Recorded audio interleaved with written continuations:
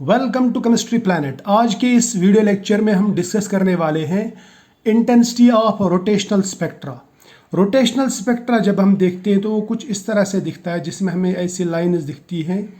इन lines में कुछ lines बड़ी रहती हैं, कुछ छोटी रहती हैं, लेकिन लाइन्स के बीच में जो डिस्टेंस रहता है वो सेम रहता है और वो बराबर रहता है 2b के। ये जो b है it is called rotational constant. अब ये पीक्स जो बड़ी छोटी हैं, इनसे हम अंदाज़ा लगा सकते हैं कि किस पीक की इंटेंसिटी ज़्यादा है और किसकी कम। जो पीक ज़्यादा बड़ी होगी हम कहते हैं कि उसकी इंटेंसिटी ज़्यादा है, और जो पीक छोटी रहती है उसकी हम कहते हैं कि इसकी इंटेंसिटी कम है। ठीक है, या हम ऐसा कह सकते हैं कि पीक इंटेंसिटी हम पीक हाइट से पहचान लेते हैं। लेकिन ये कम ज़्यादा क्यों होती है? कुछ पीक्स बड़ी होती है, कुछ छोटी होती है, ऐसा क्यों होता है? देखो, जिस वेव नंबर पे या जिस वेव लेंथ पे या जिस फ्रीक्वेंसी पे एब्जॉर्प्शन ज़्यादा होंगे या ज़्यादातर मॉलिक्यूल्स एब्जॉर्ब करके एक्साइट होंगे, उस वेव लेंथ पे या वेव नंबर पे या वेव फ्रीक्वेंसी पे वहाँ पे हमको बड़ी पीक दिखती है। तो इसका मतलब ये लेवल पे, इस जगह पे या इस एनर्जी पे एब्जॉर्प्शन ज़्यादा हुए हैं, एक्साइटेशन ज़्यादा हुई है, जबकि यहाँ पे एक्साइटेशंस कम हुई है, यानी मॉलिक्यूल कम एक्साइट हुए हैं, उनने कम एनर्जी एब्जॉर्ब की है। अब क्वेश्चन ये बनता है कि यहाँ पे एब्जॉर्ब ज़्यादा क्यों हुई, यहाँ पे ज़्यादा कम एब्जॉर्प्शन क्यों हुआ, या यहाँ पे कम एक्साइटेशन मॉलिक्यूल्स का क्यों हुआ। अब ये जो एब्जॉर्प्शन ऑफ एनर्जी बाद में उन मॉलिक्यूल्स का excitation from ground state to excited state, ये डिपेंड करता है कुछ फैक्टर्स पे। जैसे पहला फैक्टर है concentration. Intensity is directly proportional to concentration. Concentration का मतलब रहता है number of absorbing molecules per unit volume. जितने एब्जॉर्बिंग मॉलिक्यूल्स किसी पर्टिकुलर एनर्जी लेवल पे ज़्यादा होंगे, उतनी उस एनर्जी लेवल पे एब्जॉर्प्शन ज़्यादा होगा और उतना ही वहाँ पे इंटेंसिटी भी ज़्यादा आएगा। ठीक है, फॉर एग्जांपल अगर मैं दो सैंपल्स लेता हूँ, ये सैंपल जो है, इस सैंपल में मॉलिक्यूल्स कम है तो मैं ज़्यादा है तो मैं बोलूँगा यहाँ पे कंसंट्रेशन ज़्यादा है, यहाँ पे कम है तो यहाँ पे कंसंट्रेशन कम है। यहाँ पे अगर हम माइक्रोवेव्स डालेंगे तो यहाँ पे एब्जॉर्प्शन ज़्यादा होगा तो इसके पीक्स बड़े आएंगी, जबकि यहाँ पे एब्जॉर्प्शन कम होगा क्योंकि नंबर ऑफ़ मॉलिक्यूल्स ऑलरेडी कम है। तो एक पर्टिकुलर एनर्जी लेवल में भी नंबर ऑफ़ मॉलिक्यूल्स कम ही आएंगे, तो इसके पीक्स भी छोटे ही आएंगे। इसी तरह से जो दूसरा फैक्टर वो है इंटेंसिटी ऑफ ओरिजिनल लाइट या इंसिडेंट लाइट। अगर हम माइक्रोवेव्स यहाँ पे ज़्यादा डालेंगे तो ज़्यादा से ज़्यादा माइक्रोवेव्स एब्जॉर्ब होंगे, ज़्यादा से ज़्यादा एक्साइटेशंस होंगे और ज़्यादा से ज़्यादा इंटेंस पीक्स मिलेंगी। लेकिन अगर हम ओरिजिनल लाइट को ही कम कर देंगे, वहाँ पे हम इंटेंसिटी कम कर देंगे, तो उससे क्या होगा? उससे number of molecules come excite होंगे क्योंकि उन कम मॉलिक्यूल्स को एनर्जी मिलेगी और हमें जो पीक मिलेगी वो छोटी मिलेगी। तो इंटेंसिटी बढ़ाने से पीक्स की इंटेंसिटी भी बढ़ जाती है। यानी इंटेंसिटी ऑफ ओरिजिनल या इंसिडेंट माइक्रोवेव्स अगर हम बढ़ाएंगे तो उससे पीक इंटेंसिटी भी बढ़ जाती है। तीसरा जो फैक्टर है वो है पाथ लेंथ। मान लीजिए हमारे पास में दो सैंपल्स है, एक सैंपल ये, दूसरा ये, कंसंट्रेशन दोनों की मान लो सेम है। यहाँ पे मैंने ट्यूब की जो पाथ लेंथ है, ट्यूब लेंथ जो है ये कम कर दी, यहाँ पे ट्यूब लेंथ ज़्यादा है। जितना लाइट को ज़्यादा से ज़्यादा लेंथ सैंपल के थ्रू क्रॉस करना पड़ेगा, उतने वहाँ पे चांसेस ज़्यादा बढ़ते हैं कि ज़्यादा से ज़्यादा रेडिएशंस एब्जॉर्ब होंगे, और जितने ज़्यादा रेडिएशंस एब्जॉर्ब होंगे उतने वहाँ पे एक्साइटेशन ज़्यादा होंगे और उतनी वहाँ पे पीक भी बड़ी आएगी। और अगर पाथ लेंथ कम हुआ तो वहाँ पे चांसेस कम मॉलिक्यूल्स के होते हैं कि वो रेडिएशंस के साथ टकराएंगे, इसलिए वहाँ पे पीक भी छोटी आती है। चौथा जो फैक्टर है वो बहुत ही इंपॉर्टेंट फैक्टर है, वो ये है कि इंटेंसिटी ऑफ स्पेक्ट्रल लाइन जो रहता है वो डायरेक्टली प्रोपोर्शनल रहता है population of molecules in their ground state, या population of molecules in particular energy level. मान लीजिए पहले हम एक सिंपल सा एग्जांपल समझते हैं। यहाँ पे एक्साइटेशन होना है मॉलिक्यूल्स का।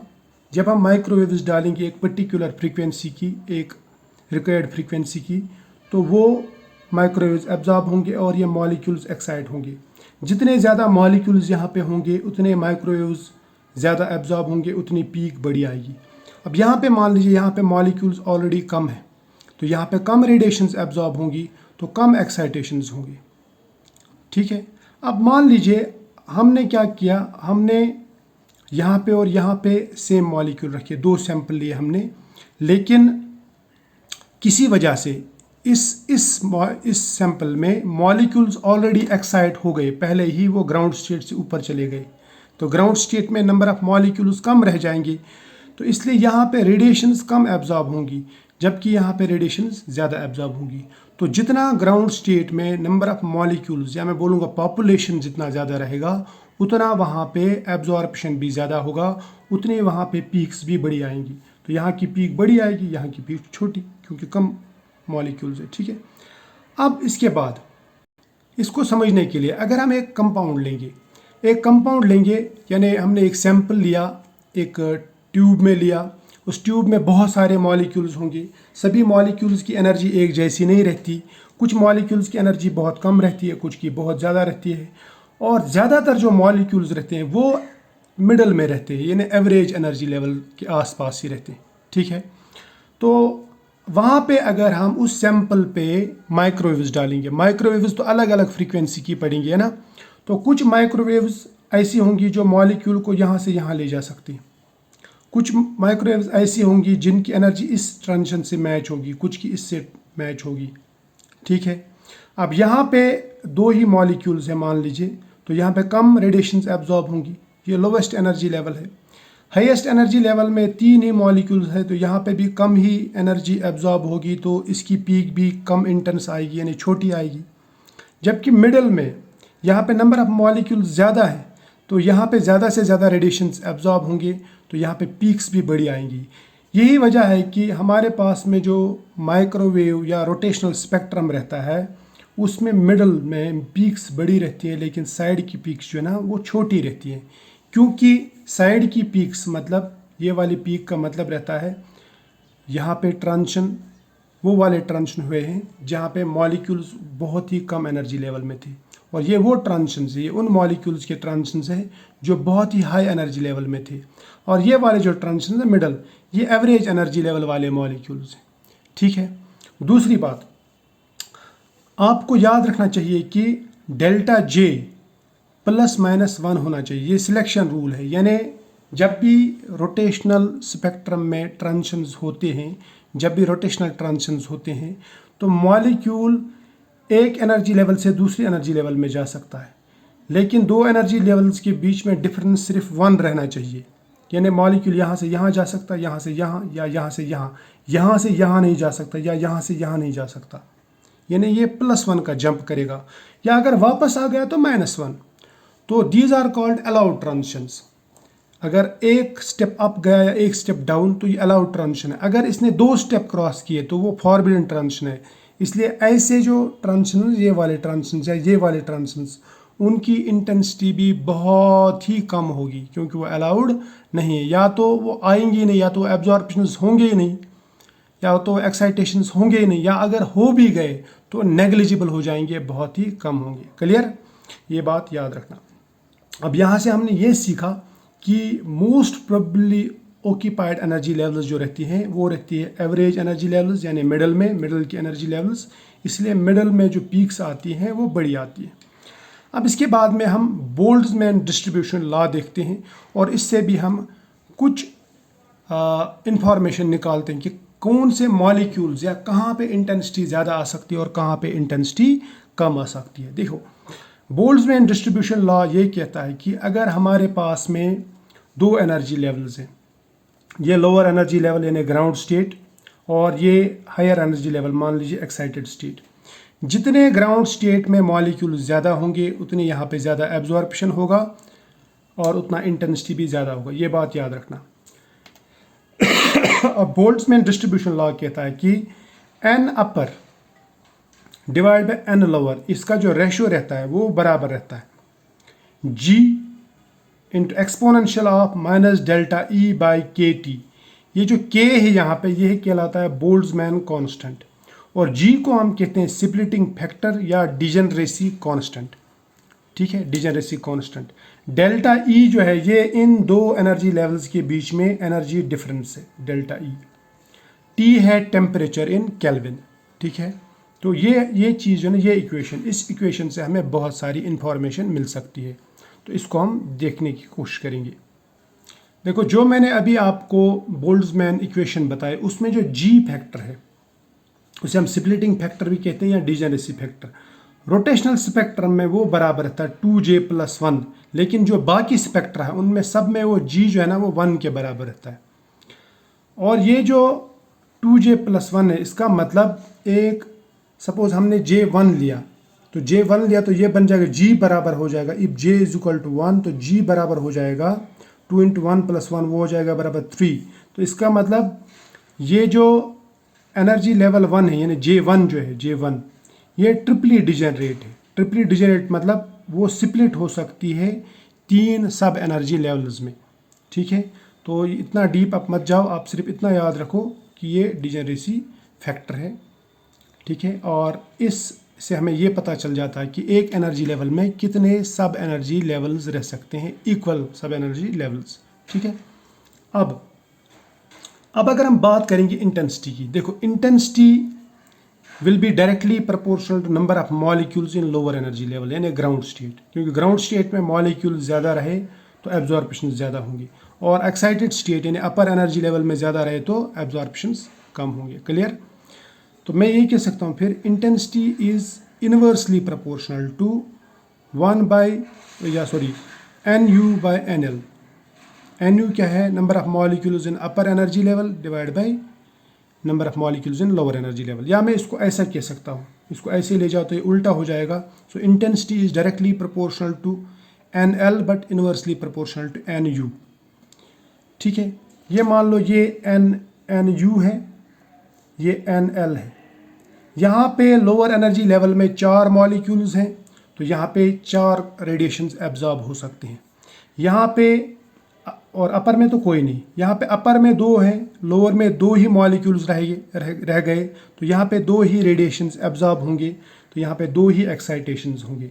तो इसका मतलब यहाँ की पीक छोटी आएगी, यहाँ की पीक बड़ी आएगी, इंटेंसिटी बढ़ेगी।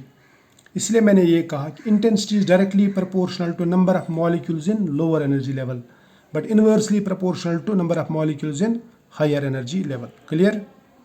या हम ऐसा कह सकते हैं कि इंटेंसिटी तब बढ़ता है जब लोअर एनर्जी लेवल में मॉलिक्यूल्स की तादाद बढ़ जाती है, नंबर बढ़ जाता है।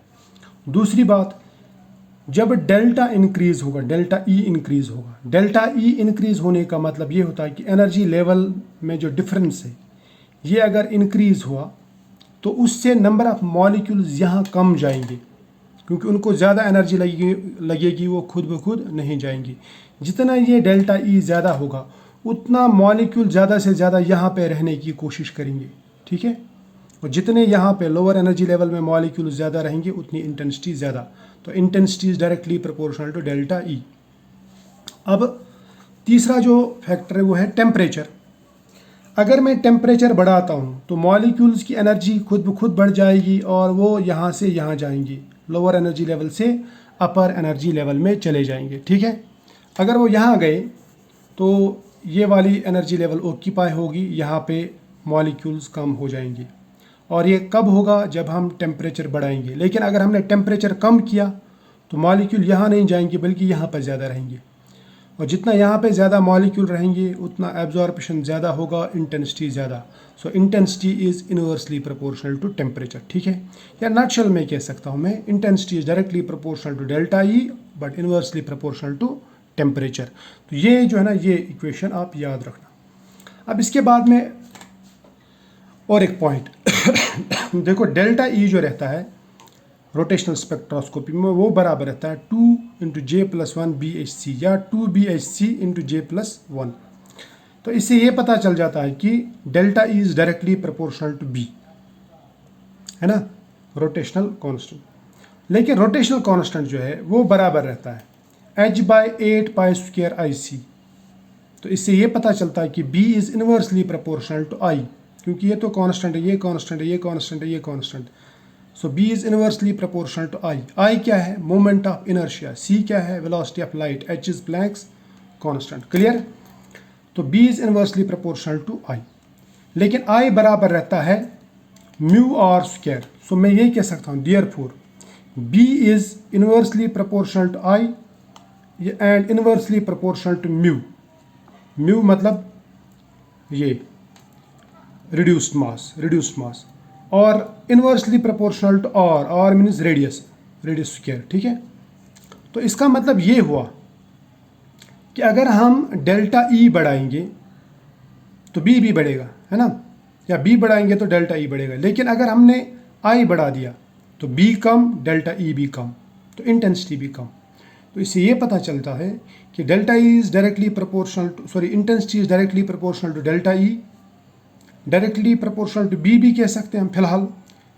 तो फिर इन्वर्सली प्रोपोर्शनल टू I आएगा, इन्वर्सली प्रोपोर्शनल टू म्यू आएगा and inversely proportional to radius आएगा, रेडियस स्क्वायर।